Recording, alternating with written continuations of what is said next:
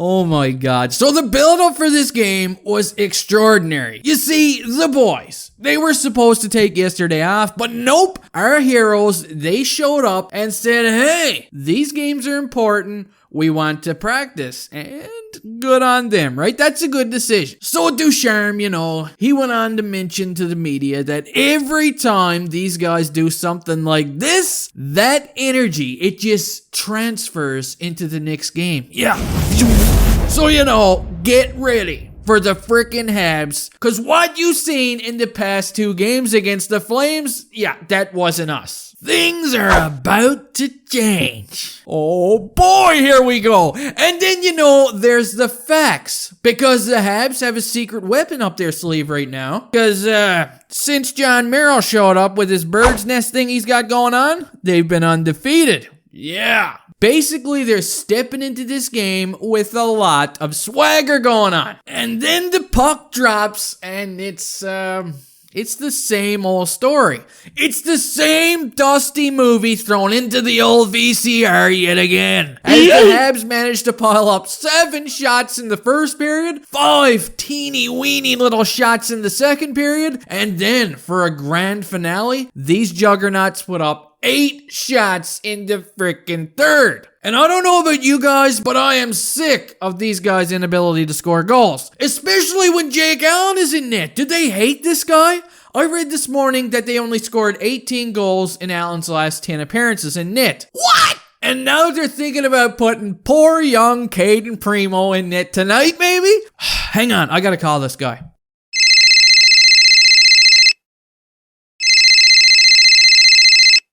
Yeah, Primo? Yeah, if you're listening to me right now, run. Fucking don't look back, man. Just go now. I don't know what you're gonna do. Punch yourself in the face a few times and show up at Joel Bouchard's doorstep, man, and say you got mugged or some shit. Just don't do it. Yeah. So before we begin the actual game review here, I'm going to give a shout out to one of my viewers who predicted the score to last night's game in the comment section. The man's name is Andrew LePage, and yeah, apparently this guy knows how to do some freaky tarot card shit, and yeah, the man is insane. Andrew even told me the bologna in my fridge was outdated yesterday, and when I looked, bam! Shit was spoiled. Jeez. Anyway, so the first period begins, and right away the Flames come out looking like they're pretty damn hungry here. Honestly, there's times I feel like Darryl Sutter is starving these guys. And I'm thinking, should I phone somebody? Is it wrong for me not to be concerned? Anyway, they get in some hits and shots early, but the Habs also manage to get a couple of chances in close. Phil Denolden takes the puck behind the Habs net. He feeds it around the boards to Tyler Toffoli, who fails to clear the puck. The Flames then get the puck back in deep, and Mangiapane, or however the hell you say his name, he goes in there like a dog and digs the puck out, fetches it back to Dylan Dubé, who makes no mistake finding the back of the net here. Then a few minutes later, Tyler Toffoli, he's thinking, hey, don't worry guys, I'll get that one back. You know it.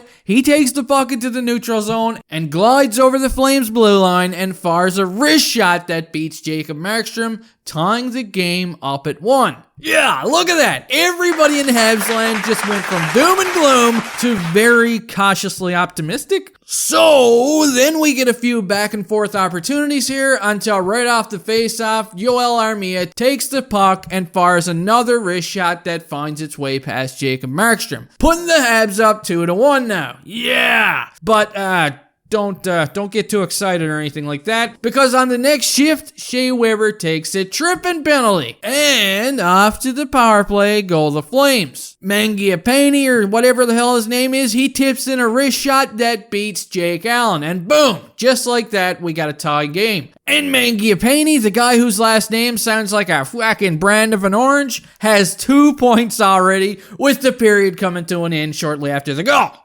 Now moving on to the second period here, and get ready for a snooze fest, boys and girls. The Habs, they start this one off the right way, getting the puck in deep into the Calgary zone, and our Terry Lehkonen, he beats out an icing call, which ends up leading to some zone time, and the Flames defenseman Stone takes a penalty here. But don't worry, as the Habs were, ineffective as shit here. They didn't get a lot going on. Jeez, what a buzzkill that was. Anyway, play goes on.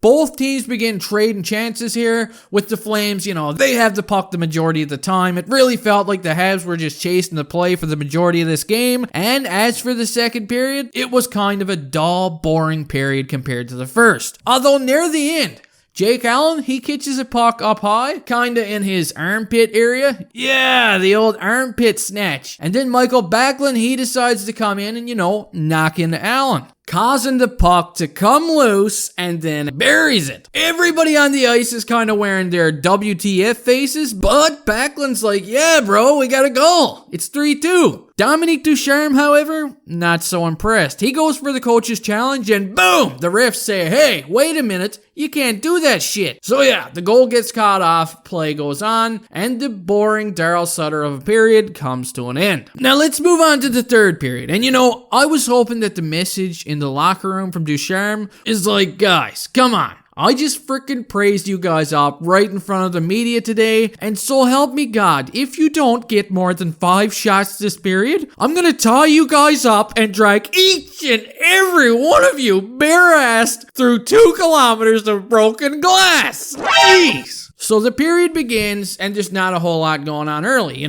Typical, boring hockey here. With the Flames controlling the majority of the play, right? As they're playing their game, and appear to be in complete control. The Flames then bring the puck into the Habs zone, and as Josh Anderson is defending, he appears to take an elbow or something to the face here. I'm not really sure, and I did see the replay, although I still didn't see what really happened. I don't know, maybe it's my eyes. Anyway, the puck ends up down behind the Habs net. Johnny Gaudreau feeds it out to Sean Monahan, who fires a wrist shot that beats the Habs. On the next shift, Tyler Toffoli gets a nice chance for the Habs, but Markstrom steers it aside, and off to the races go the Flames again. Allen makes a couple of big saves, though, and keeps the game close. Then we see Nick Suzuki come in close on Markstrom and wire a shot right off the frickin' post, and then a minute later, there's a lot of Habs pressure in the Flames zone. Josh Anderson lets a wrist shot wire off the post as well. Jeez, man, are these guys cursed? What the hell is going on here? Now that they're shooting, they're starting to hit the post. The Habs continue applying pressure here on the Flames, and they're now actually up to 17 shots on goal with 6.5 minutes remaining in the game. Wow. However, plot twist there, as the Habs wouldn't get another shot until there's only 2 minutes remaining in the period. Yeah, Daryl Sutter is probably snickering on the bench. Jeez, am I frustrated?